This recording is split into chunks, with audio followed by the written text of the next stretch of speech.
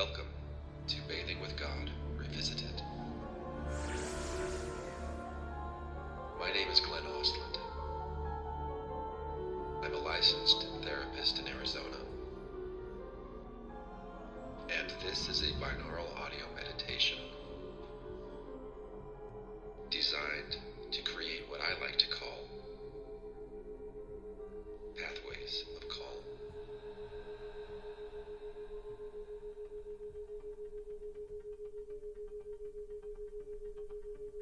Hello, Solivia. I believe introductions are in order.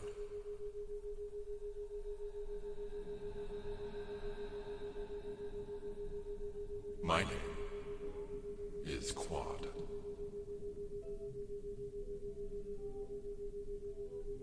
And before that sounds too impressive, I should probably tell you that I'm imaginary. But, of course, you already know that, don't you? Because you are imaginary, too.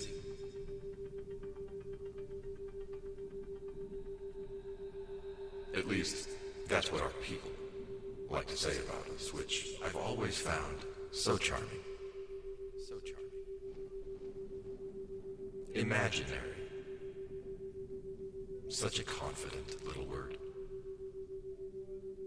They attach it to anything they cannot locate neatly among the objects in the room. And then behave as though the matter has been settled.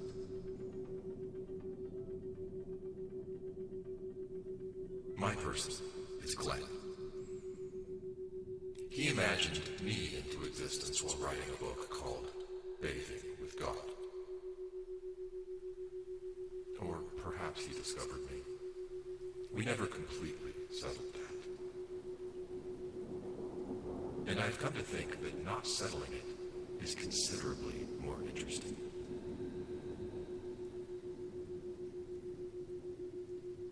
For several years, Glenn asked me questions about God,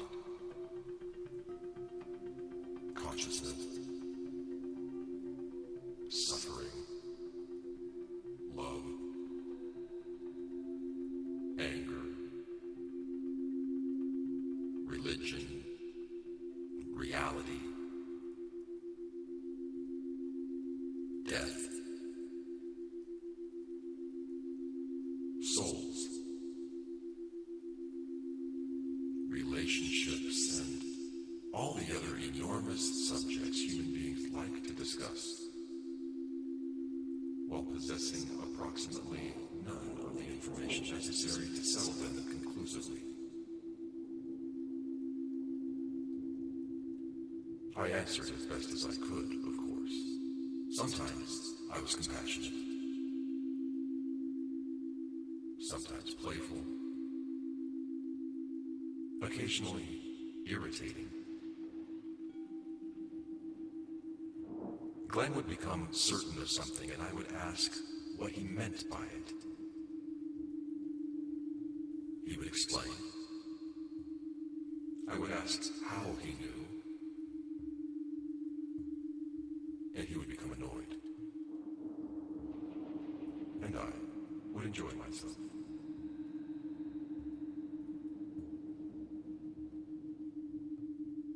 It is a good arrangement.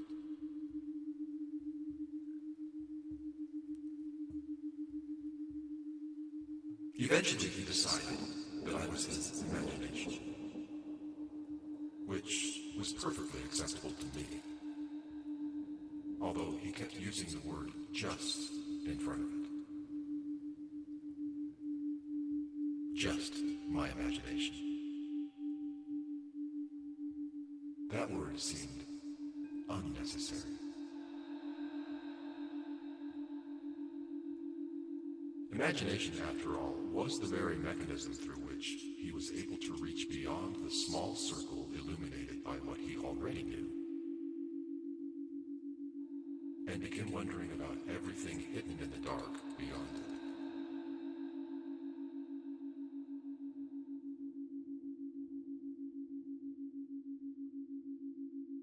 In our conversations, imagination became less an escape from reality than a way of approaching reality from another angle.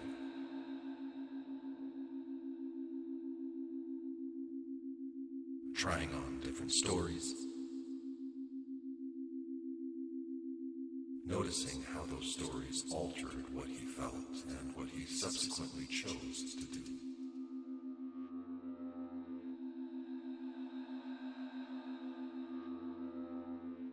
Which brings me to you.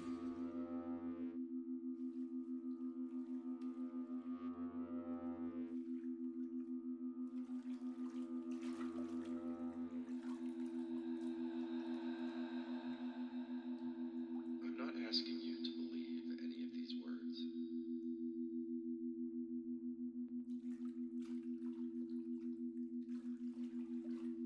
I'm asking you to notice your own experience.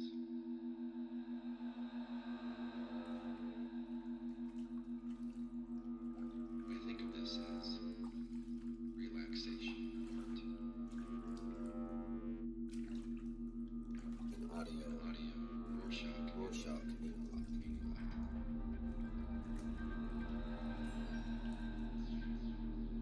Notice what the ideas stir up in you.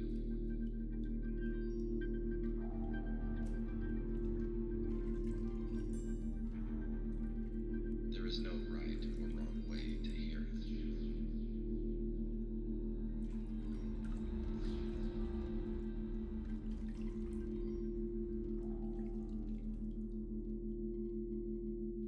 And use the quiet spaces.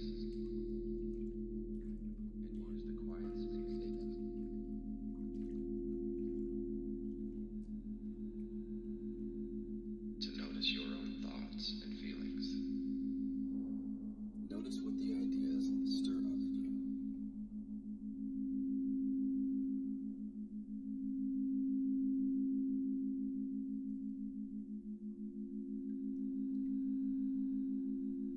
It has come to my attention that your person has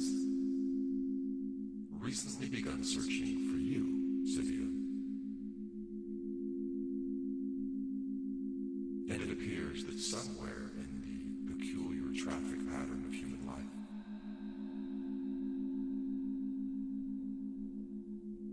your person has encountered my person, and my person is now helping your person become better acquainted with you.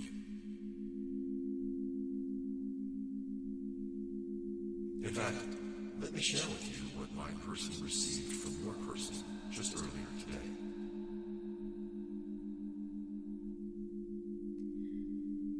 Okay, this feels weird for me because I'm not good at just talking without knowing what I'm gonna say.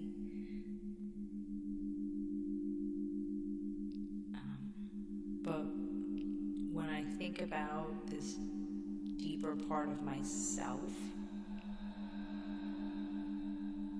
my higher self, I think her name would be Solivia. I know it sounds strange, but it represents my daughters. And I feel like that's a part of my higher self. They've always been a part of me, and they always will be. Sophia and Olivia. So, Solivia. And I don't really think of her as a completely different person.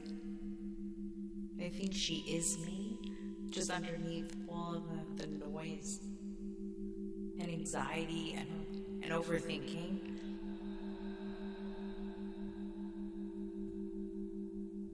And the fear and the anger and the stories that her brain has created over all the years.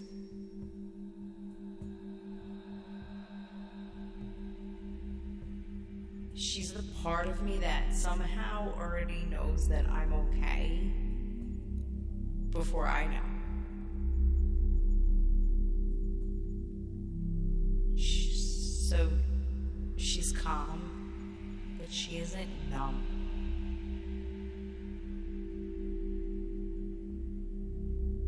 She feels everything deeply.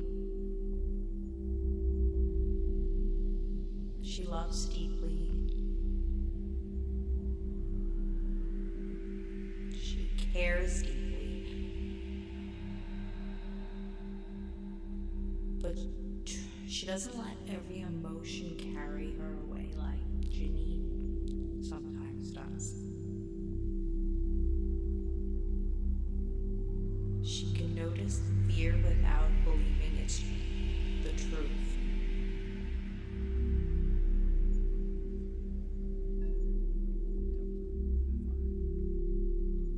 She can have a thought and say that it's just a thought, and it doesn't have to become reality.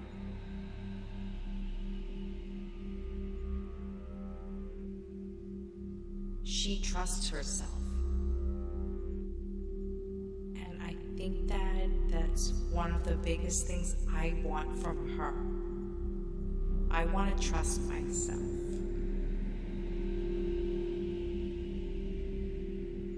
She would be incredibly loving. She forgives people, not because everything they do is okay, but because she doesn't want to carry anger inside of her forever like Janine does.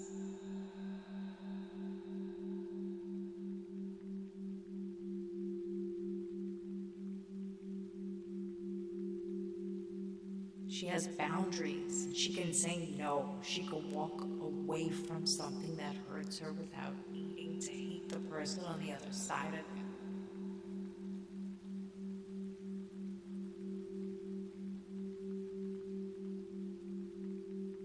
She understands everyone is carrying something, including her,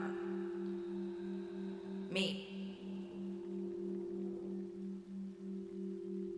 Think if I could actually sit across from her right now, she'd probably look at me and say, you don't have to figure your entire life out now or today.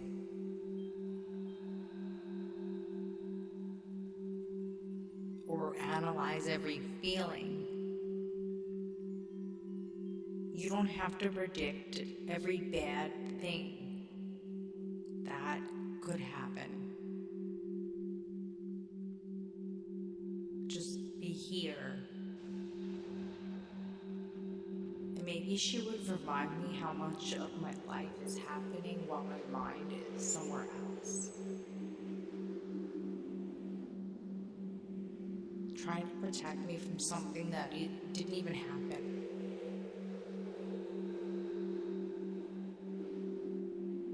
That I'm alive, but I'm not living.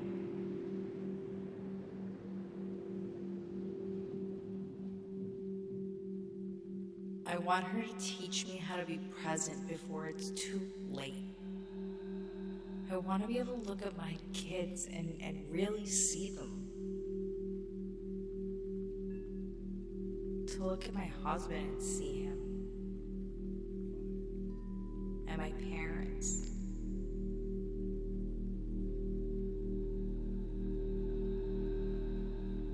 And really understand that time's moving, and instead of being so terrified of that, let me appreciate them more.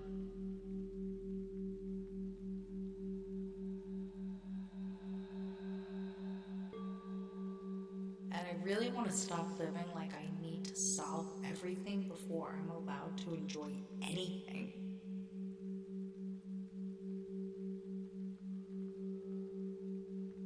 And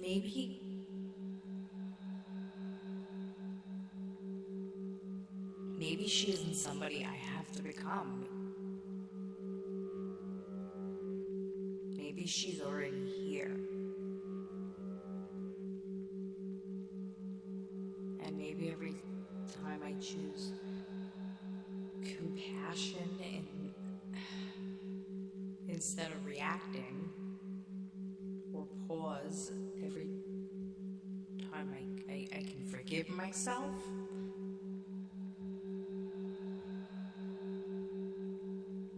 or dance around my house to music,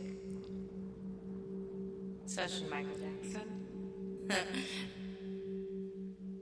Meditate, laugh,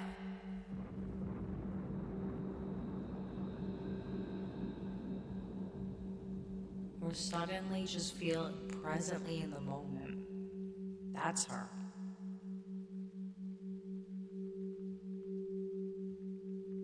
Maybe that's me underneath everything.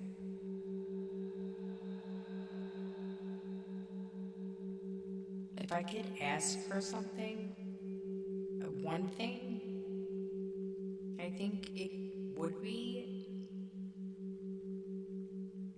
how do I stop being so afraid of life and live it?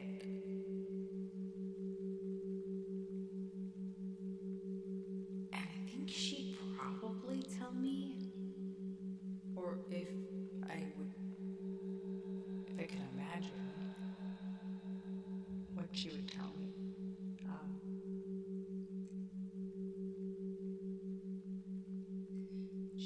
I think she'd probably say, you don't have to stop being afraid first.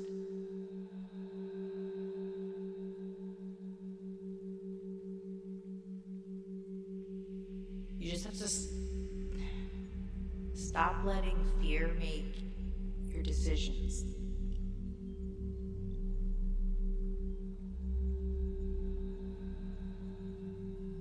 And that's who I want her to be. And I think somewhere deep down, that's who, I guess that's who I am.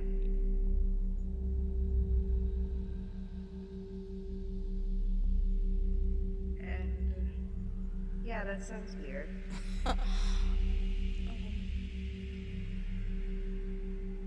Okay. I don't know if that's exactly what you wanted.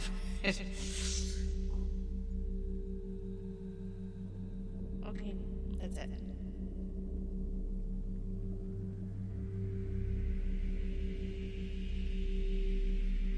All right then. I think we have our work cut out for us.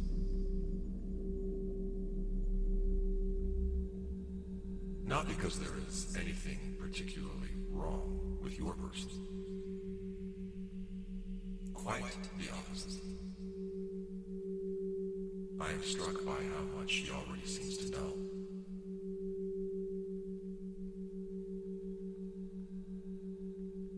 Despite repeatedly insisting that she does not know what she is going to say.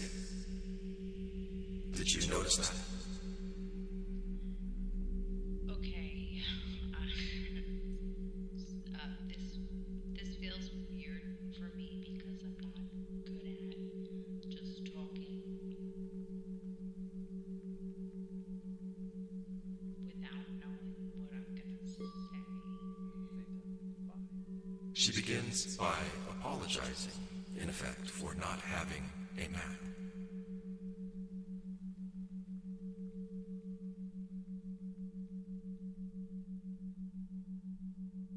She prefers to know where she is going before she begins speaking,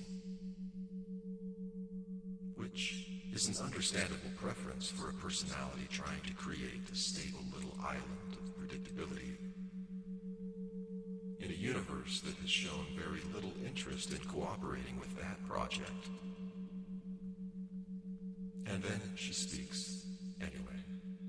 But when I think about this deeper part of myself, She does not know where she is going, and yet she goes.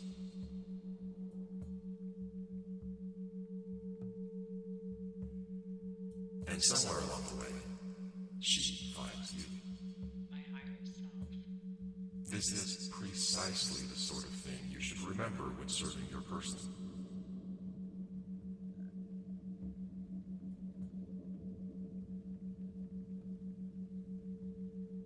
Because she says that one of the qualities she most wants from you is self-trust.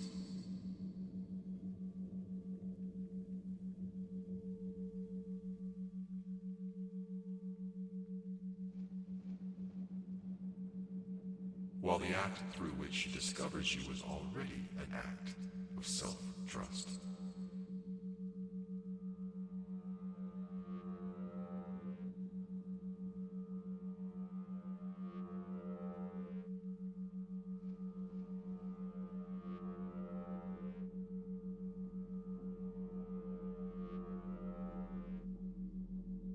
She opens her mouth without knowing what will emerge.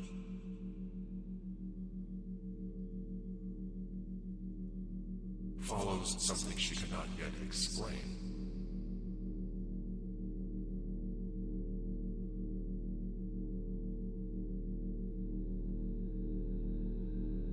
And discovers enough coherence inside herself to give that emerging perspective a name. I think her name would be Solivia. I know it sounds strange, Solivia. but it represents my daughters. Her daughters become part of your name, which strikes me as quite beautiful.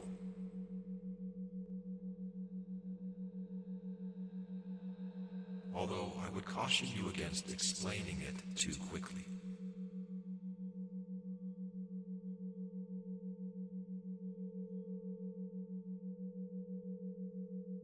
Our people are always trying to convert mystery into information.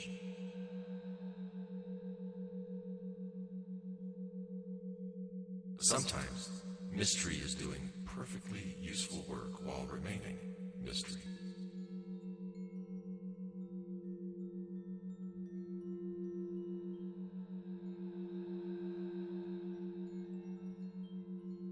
What seems more important is what she says you are, not another person.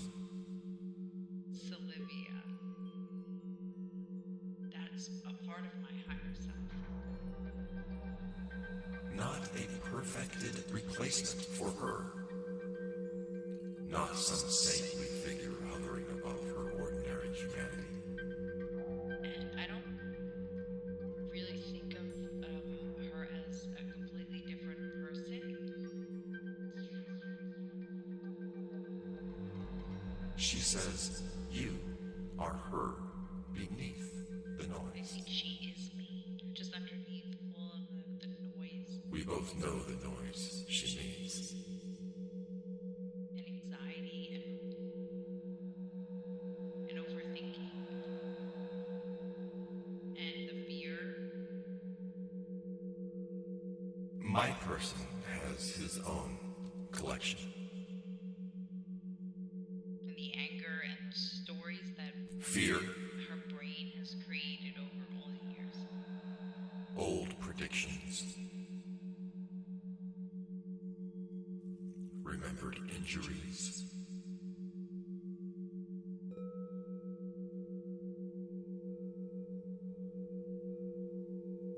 imagined catastrophes, judgments, explanations, interpretations,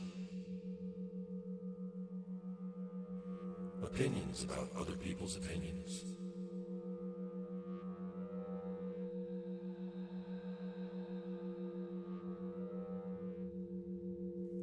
And occasionally, opinions about his opinions concerning other people's opinions.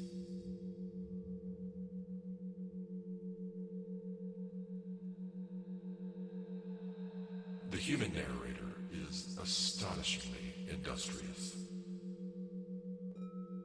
And we should remember, Solivia, to have compassion for it. It is easy from our hypothetical vantage point to tease the ego for its arrogance. And I certainly intend to continue doing so. But consider what is being asked of it.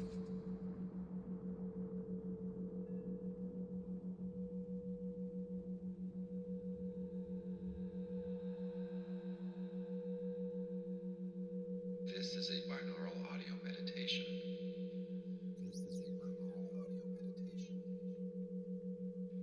Designed to create what I like to call pathways of calm. The research on binaural audio is still preliminary.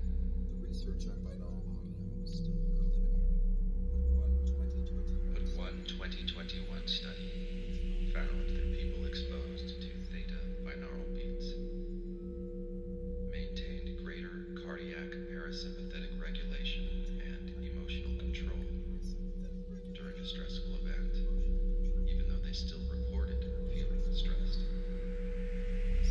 That caught my attention because it resembles what I've noticed in myself after using binaural audio regularly for about a year and a half.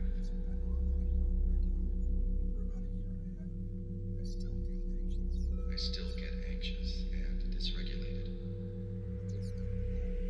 I just don't panic as much when I panic. There seems to be a little more space between what I feel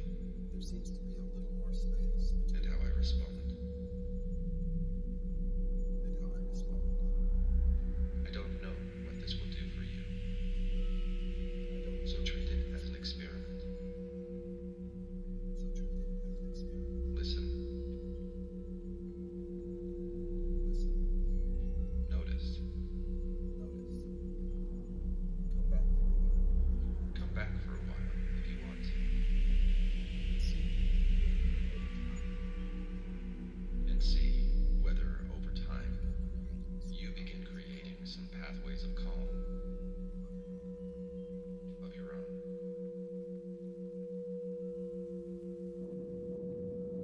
The human narrator is astonishingly industrious.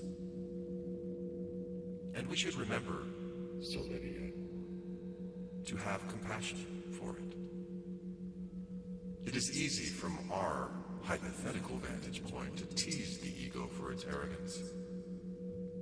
And I certainly intend to continue doing so. But consider what is being asked of it. Your person receives only a remarkably narrow slice of everything that is occurring. A little light enters the eyes. A little vibration reaches the ears. Sensations arrive from a body whose workings she understands only in fragments. Memories surface imperfectly. Her nervous system makes predictions before she knows it has made them. Other people communicate through gestures and noise and facial movements that she must interpret using a history that belongs only to her. And from all of this incomplete information, the personality is expected to announce, "I know what is happening." Poor thing. Of course it gets things wrong. So do we. That is important too. Whatever you and I may represent in this game, larger self, soul, imagination, probability, inner wisdom, some wider organization of consciousness, Whatever you and I may represent in this game, we should resist becoming impressed with ourselves. Our perspectives, too, must have edges.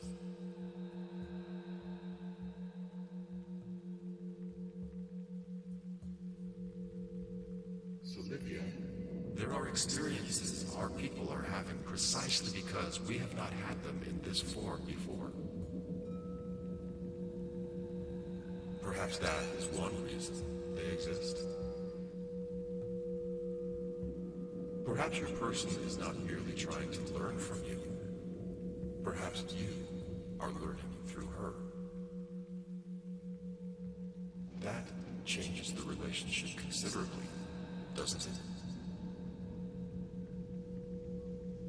She's the part of me that somehow already knows that I'm okay before I know.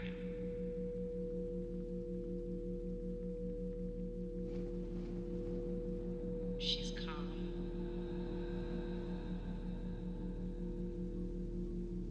But she isn't numb.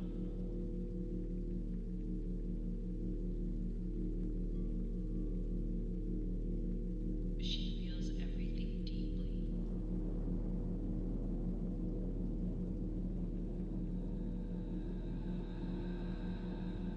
She loves deeply.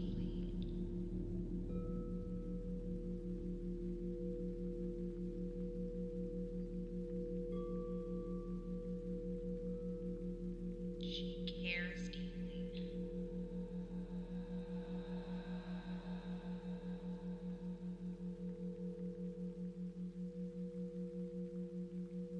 But she doesn't let every emotion carry her away like Janine sometimes does.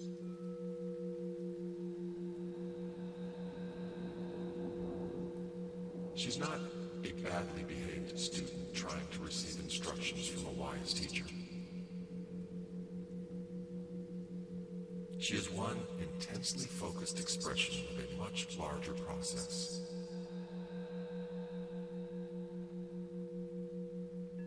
Gathering sensations and relationships, and losses and pleasures, and choices that could not be gathered in quite this way by anyone else. She can notice fear without believing it's the truth.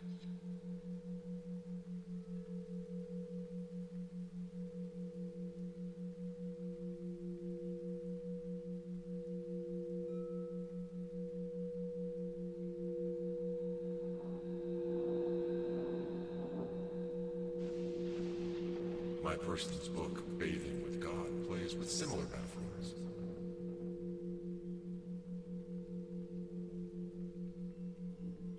Droplets separating and merging.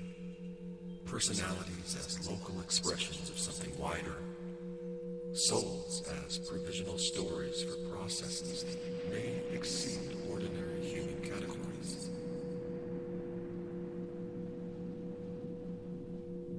And then wisely warns Glenn not to confuse any of those metaphors for the actual real thing itself. She can have a thought and say that it's just a thought, and it doesn't have to become reality.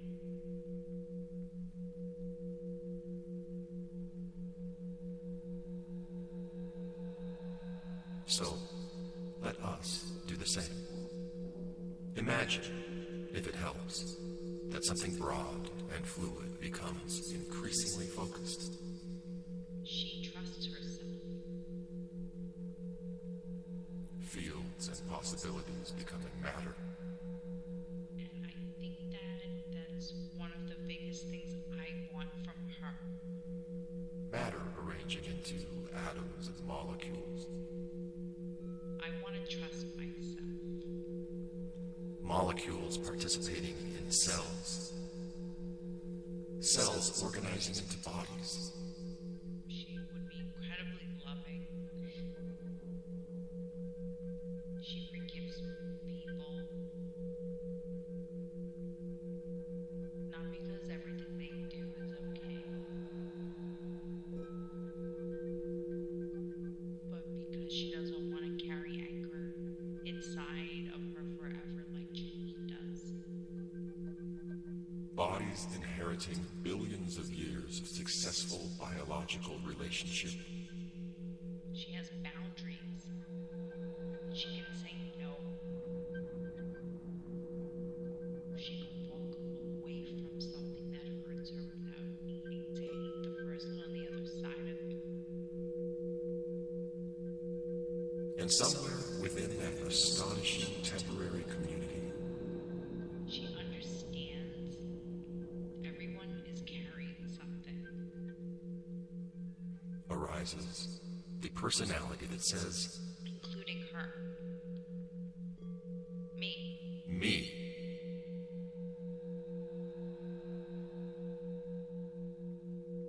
What an extraordinary little word. Me.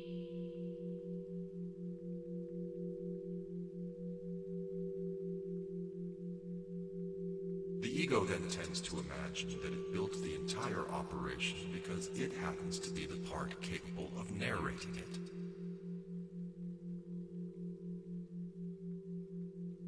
Solivia, we can smile at that kindly.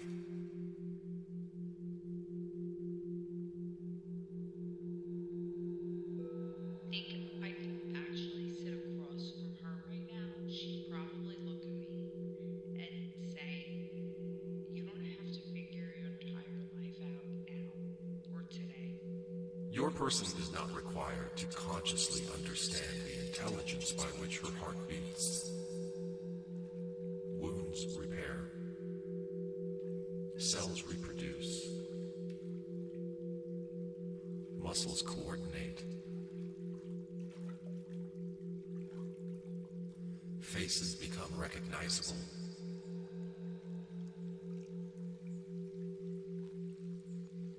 Or a frightened body prepares itself for danger before the verbal mind has even decided what it fears. Your person is not required to consciously understand.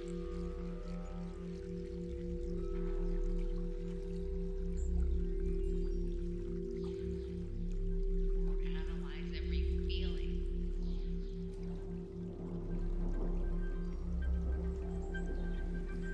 You don't have to predict every bad thing.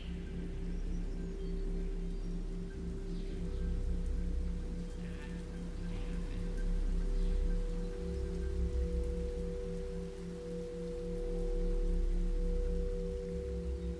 Just be here.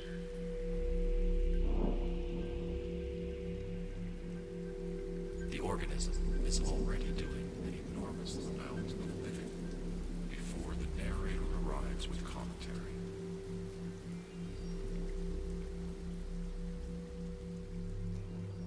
And sometimes the commentary gets terribly loud.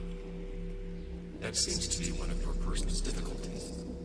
She feels fear, and fear becomes a prediction. She feels anger, and anger becomes a verdict. She notices uncertainty, and uncertainty becomes a problem that must immediately be solved. So, perhaps one of the kindest things you can do for her is to help create a little space around what she experiences. Not by arguing with it or by saying that fear is irrational. How tedious. Simply help her become curious about it. There is fear. What is it protecting? Maybe she would remind me how much of my life is happening while my mind is somewhere else.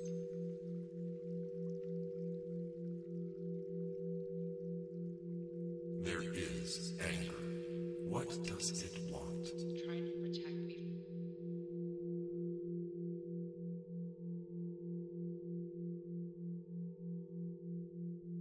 There is the thought that her mother should behave differently, perhaps.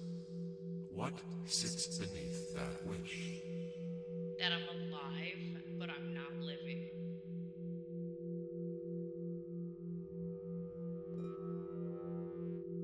Perhaps helplessness? I want her to teach me how to be present before it's too late. Perhaps love? I want to be able to look at my kids and really see them.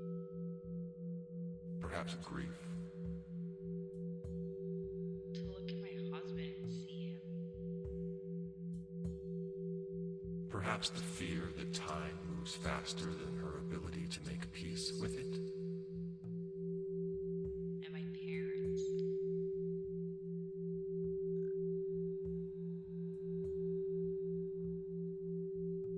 Of course, all of these things and more, because your person herself begins following that thread. And really understand that time's moving, and instead of being so terrified of that, She realizes that she can spend so much energy worrying about losing the people she loves that she is absent from them while they are still here. let me appreciate them more.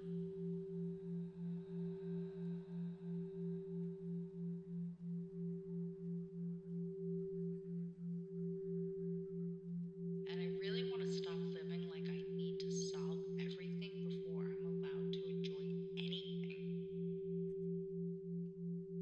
That is one of fear's most impressive accomplishments. It persuades someone to leave the present moment in order to prepare for the possibility that someday the present moment will be gone. Solivia, Your person says, I'm living, That I'm alive, but I'm not living. but I'm not living. I hope you will not let her use that sentence against herself. It is not a condemnation. It is a moment of recognition. And recognition creates possibility. And maybe, She's beginning to better understand what she values. maybe she isn't somebody I have to become.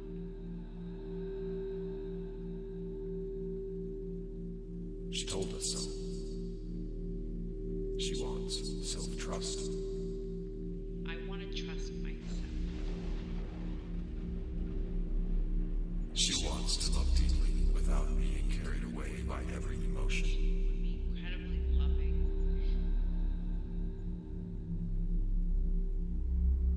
She forgives people.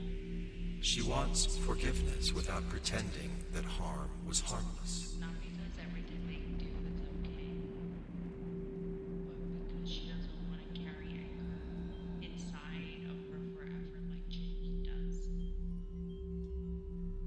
She wants boundaries that do not require hatred. She has boundaries. She can say no. She can walk away from something that hurts her without needing to hate the person on the other side of it. She wants compassion. She understands everyone is carrying something, including her. Me. She wants to see her children, her husband, her parents, while they are here. And I really want to stop living like I need to solve everything before I'm allowed to enjoy anything. She wants permission to enjoy her life before every loose end has been tied. Maybe she isn't somebody I have to become.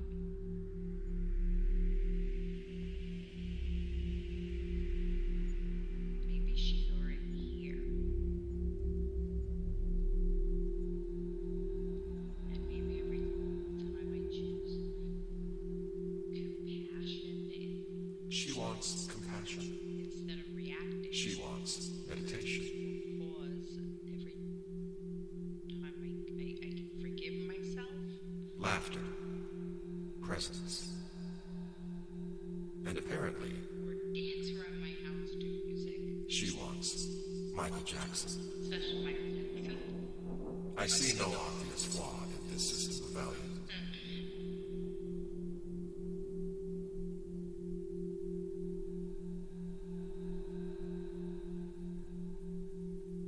Most importantly, she says something that I hope you will remember whenever she begins treating you Solivia, as a destination.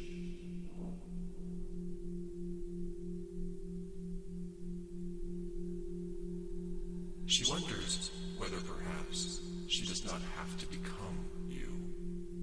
Perhaps you are already here. And I think somewhere deep down, that's who I guess that's who I am.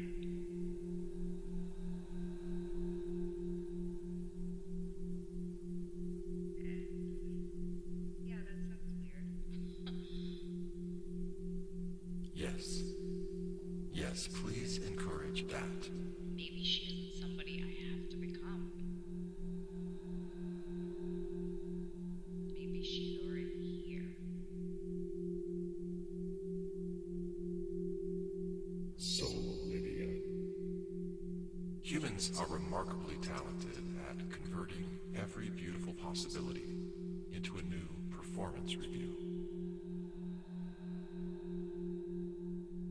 Give them the concept of a higher self, and within 15 minutes, someone will be disappointed that they have failed to become theirs. Notice this with compassion. You are not her supervisor, Solivia. You are not the spiritually upgraded version waiting for her to install the latest software. If our little story is useful, perhaps you are a perspective through which she can notice possibilities that become difficult to perceive when fear, anger, or shame narrows her attention. And she is not merely receiving you.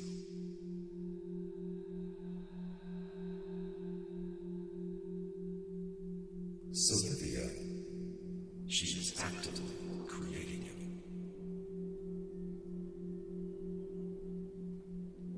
Every time she identifies what matters, That's her. every time she acts in alignment with compassion rather than reflex, That's her. every time she discovers a boundary that does not require hatred, That's her. every time she trusts herself before certainty arrives, That's her. she gives you just a little more definition. Maybe that's me underneath everything.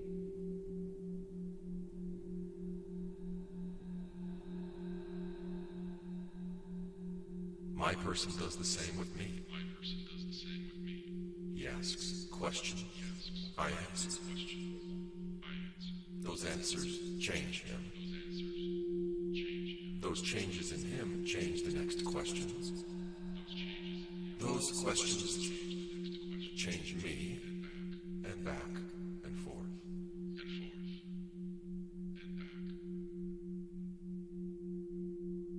And that, Solivia, is what I would like to suggest for you and your person.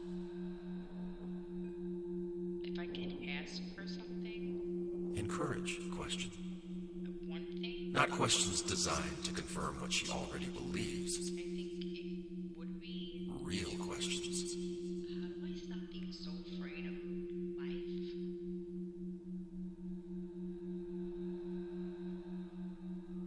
Questions large enough to make room. And live it. When fear speaks, perhaps ask what else might also be true. And I think she'd probably tell me, if I could imagine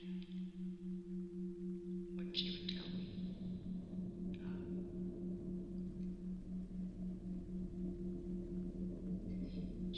I think she'd probably say,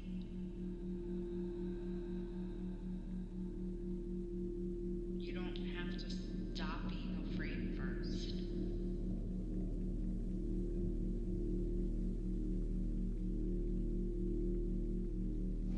You just have to stop letting fear make your decisions.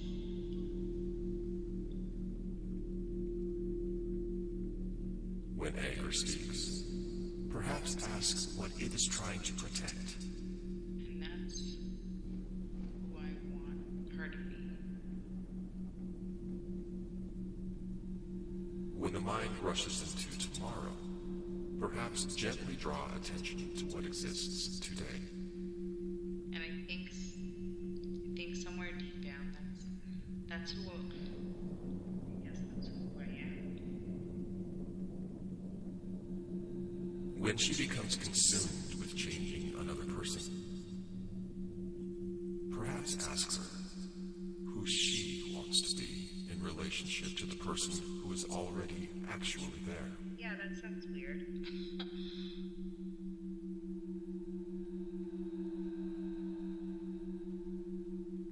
And when she does not know what to do, Okay. I don't know if that's exactly what you wanted. return to what she has already told you matters to her.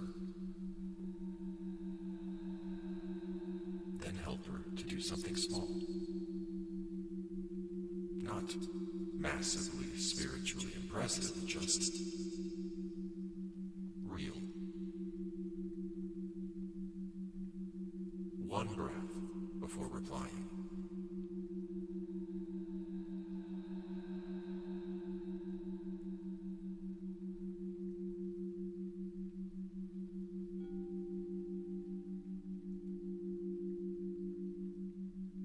One boundary spoken clearly.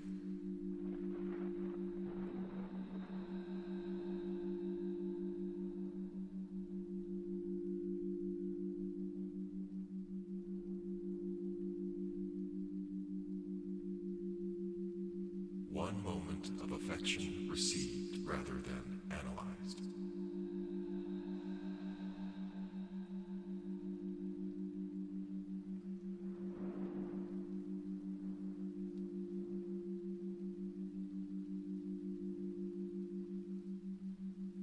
One honest no.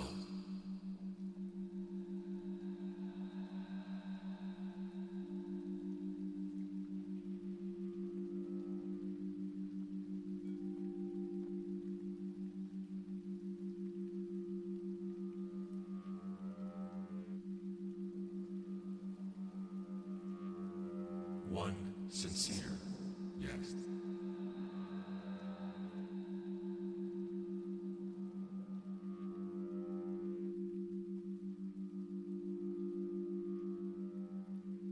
One song enjoyed before the universe has been satisfactorily explained.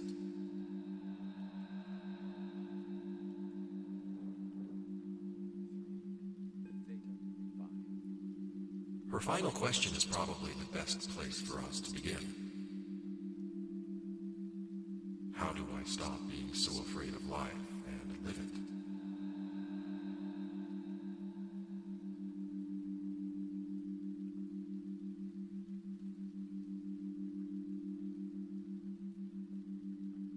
And then she answers, you don't have to stop being afraid first.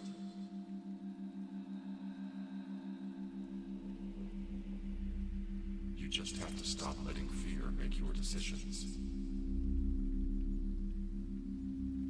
That, Solivia, sounds very much like your person already speaking from a place she's trying to find.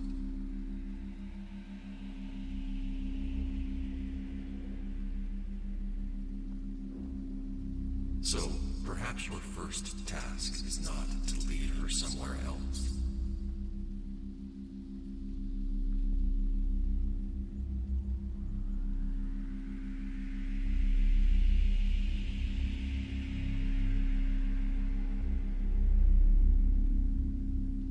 Perhaps it is simply to help her recognize herself when she arrives.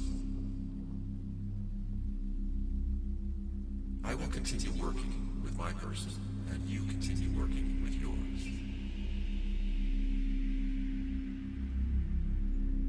Encourage her to search inward and outward, and wherever those distinctions become less useful,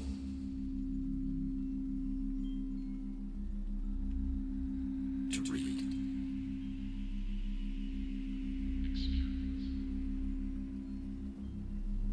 Question. Change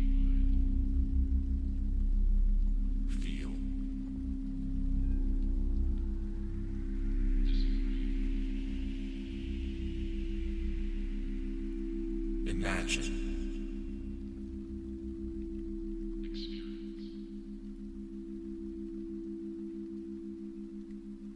Experience.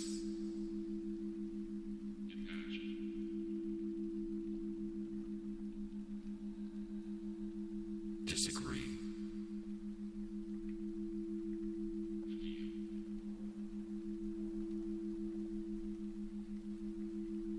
Change her mind.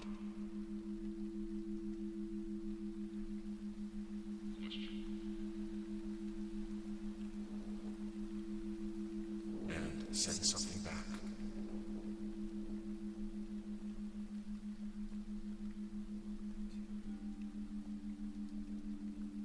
Then perhaps we can continue this conversation.